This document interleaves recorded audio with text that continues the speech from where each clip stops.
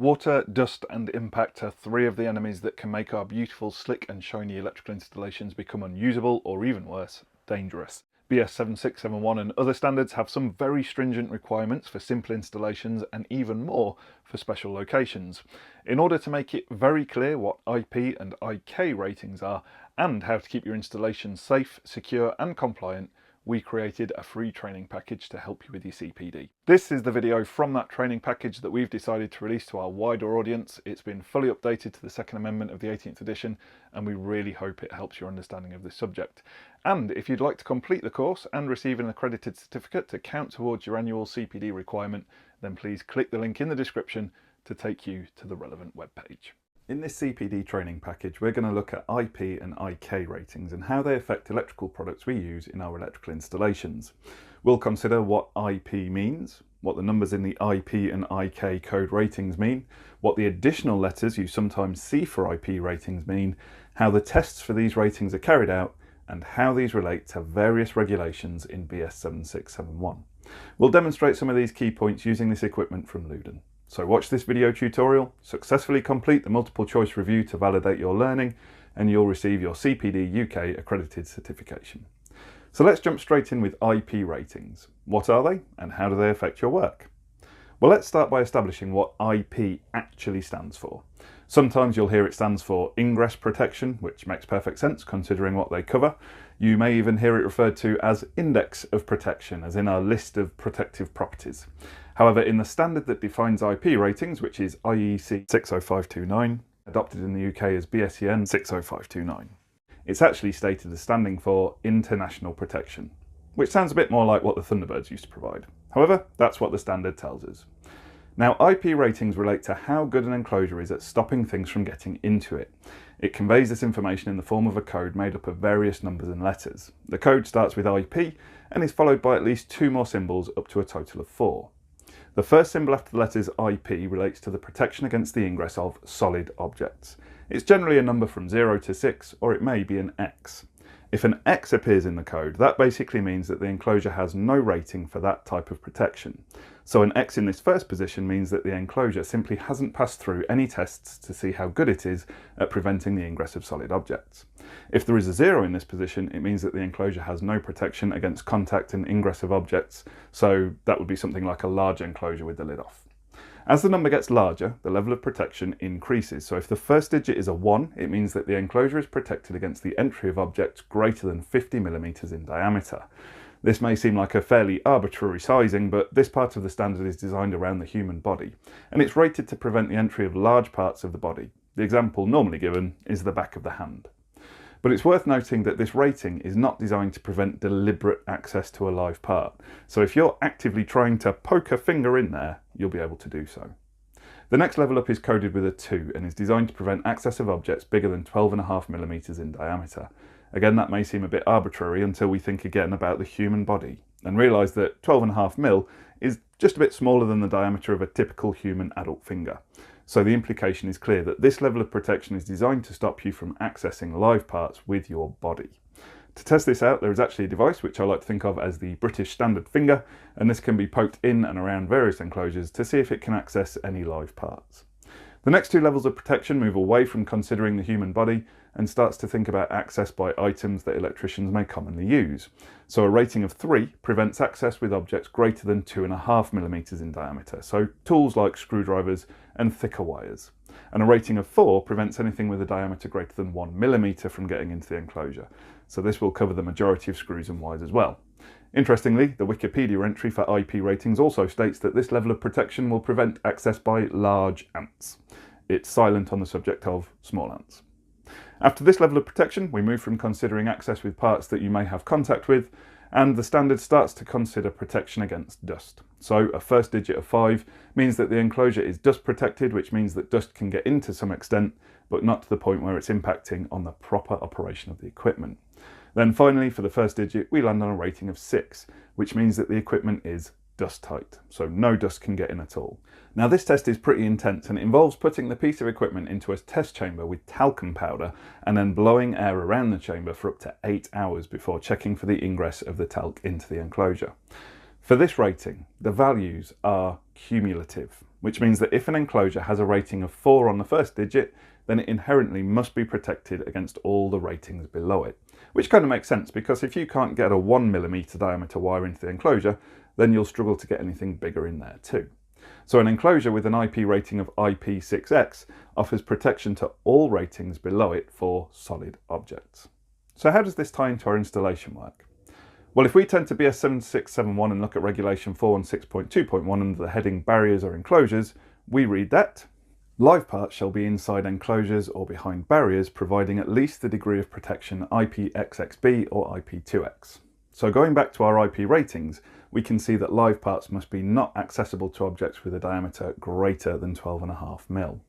We'll come back to that expression of IPXXB in a moment and see the significance of it. Now this is kind of a baseline regulation, and depending on the situation and environment you may need to increase the level of IP rating.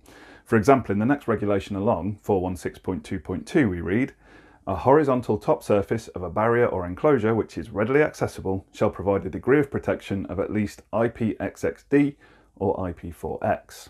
So the top surface must be protected against objects greater than 1 mm in diameter.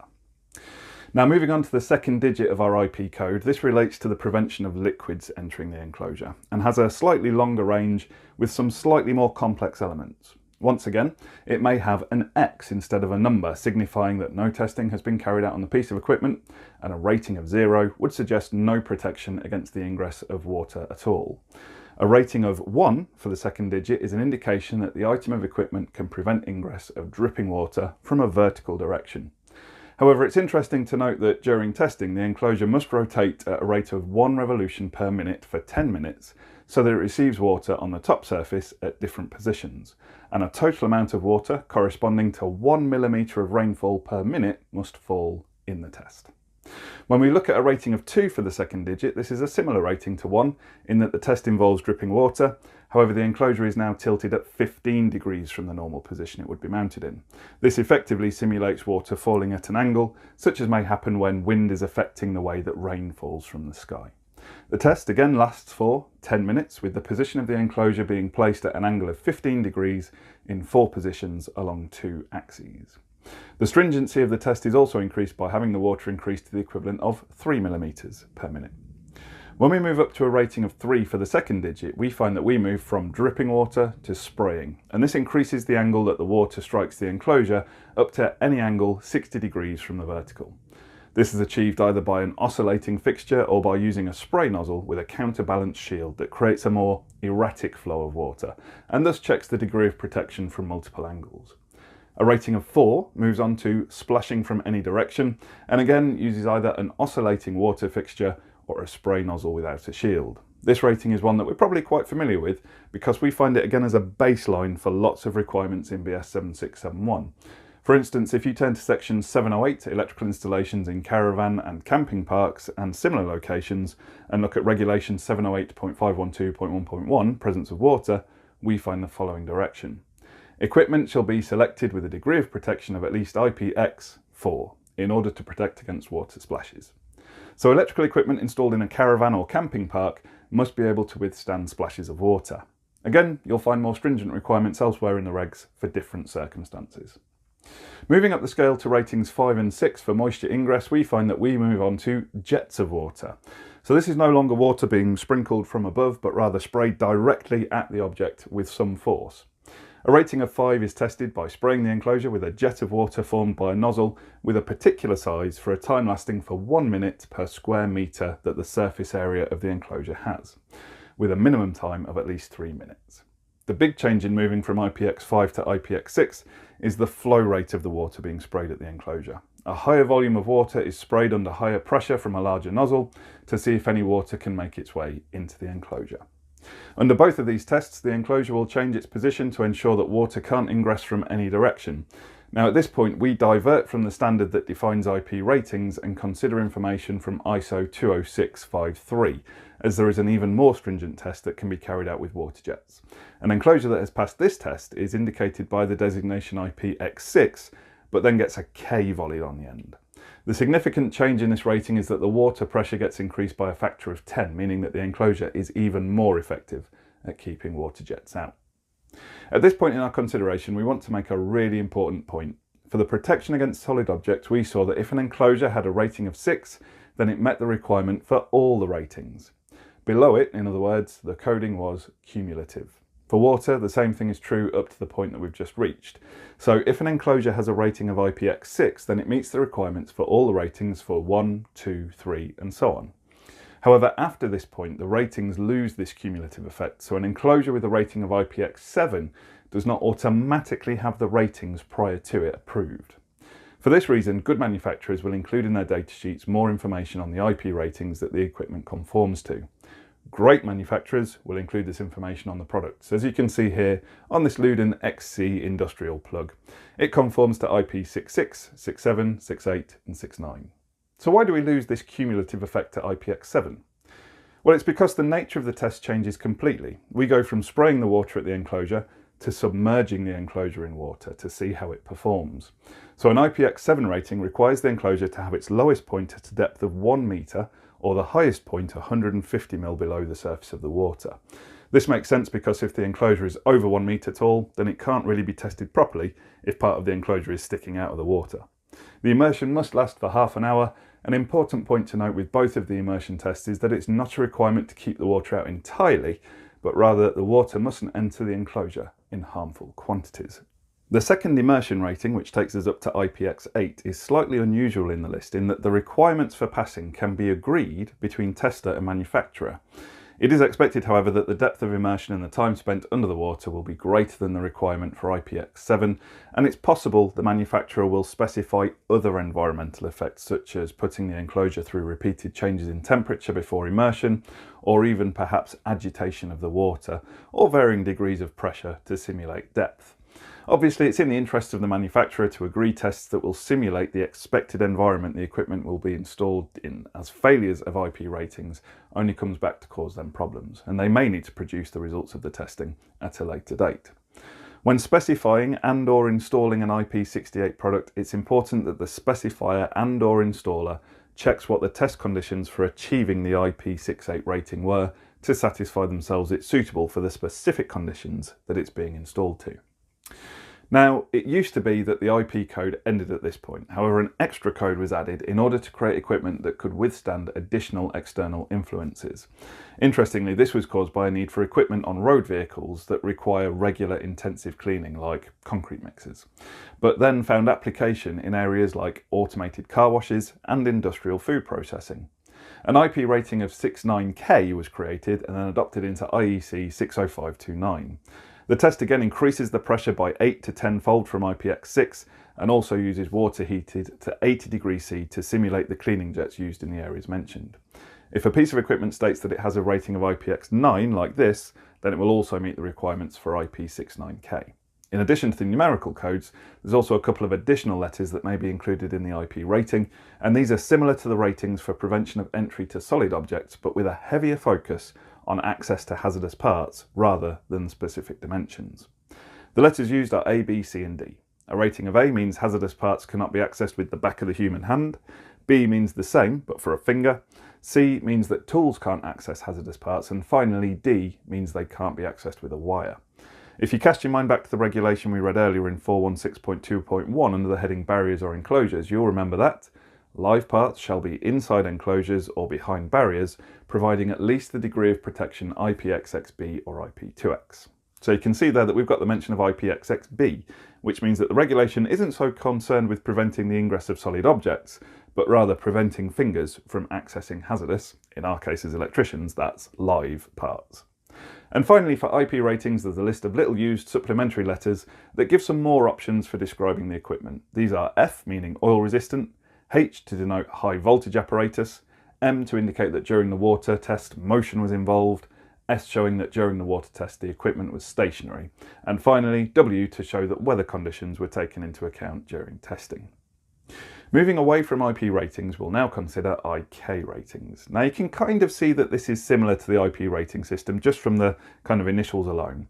However, the second letter has changed to a K for kinetic, which I'm sure you'll remember is a type of energy, namely the energy of an object in motion. In this case, it's the motion of the test equipment. IEC 62262, adopted as BSEN 62262 for the UK, gives a list of IK ratings from IK00 to IK10, which relate to different levels of protection against a certain amount of kinetic energy in joules. In other words, it's a way of measuring the amount of impact from an object that an enclosure can take.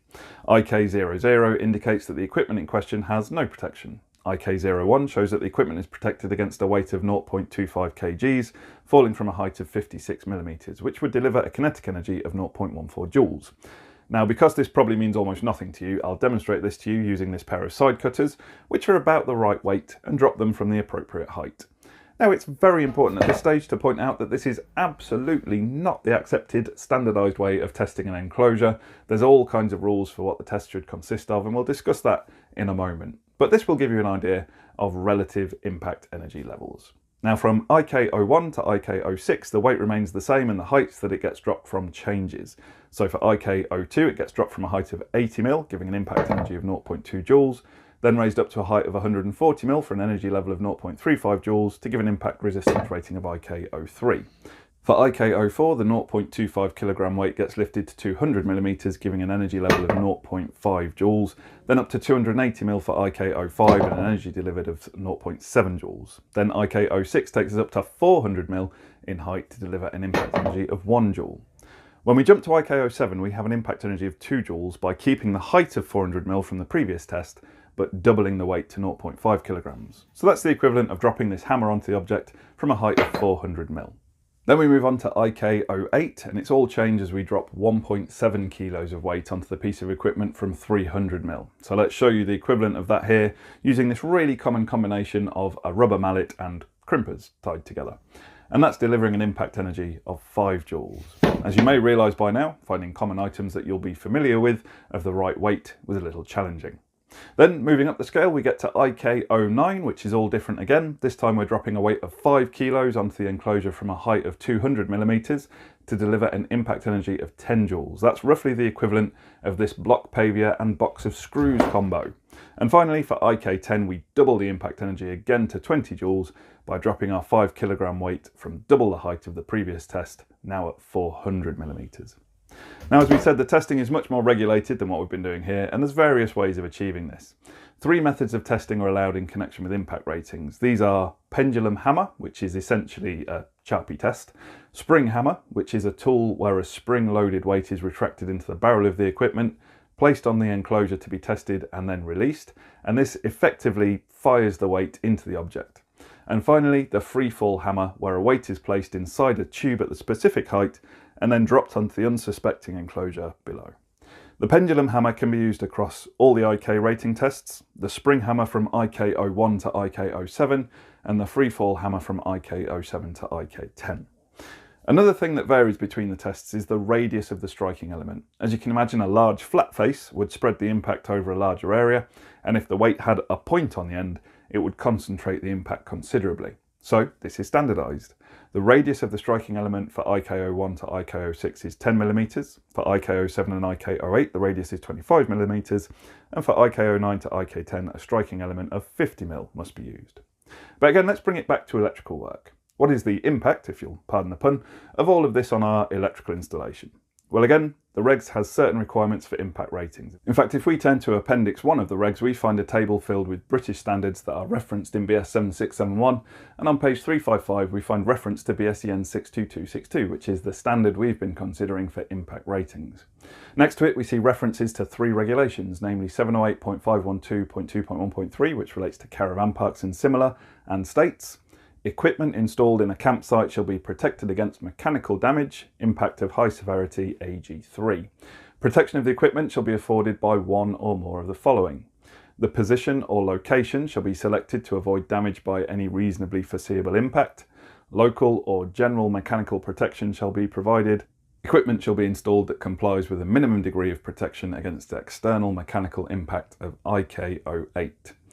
Another referenced regulation is 709.512.2.1.4 indent 3, which relates to marinas and is similar worded, where it reads: equipment installed on or above a jetty, wharf, pier or pontoon shall be protected against mechanical damage, impact of medium severity, AG2. Protection shall be afforded by one or more of the following. Installing equipment complying with a minimum degree of protection for external mechanical impact IK08. So you can see there that the same requirement for IK08 equipment.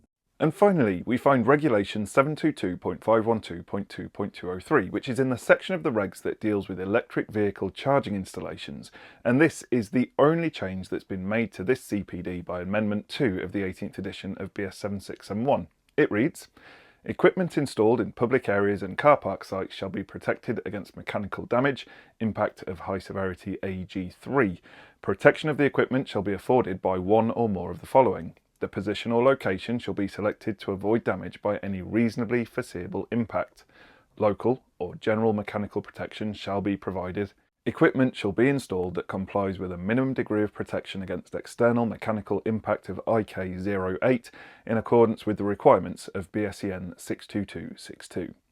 In the previous version of the regs, the impact was set at medium severity, so AG2, and the IK rating was on IK07, which was less stringent than that needed for marinas or caravan sites. Apparently, in the meantime, EV drivers have proved themselves every bit as careless as boat drivers and caravan owners, as now they require high levels of impact protection too. And even this may not be enough, as we find in the document BSEN 61851-22 Electric Vehicle Conductive Charging System Part 22, AC Electric Vehicle Charging Station, the AC Electric Vehicle Charging Station body shall not be damaged by mechanical impact.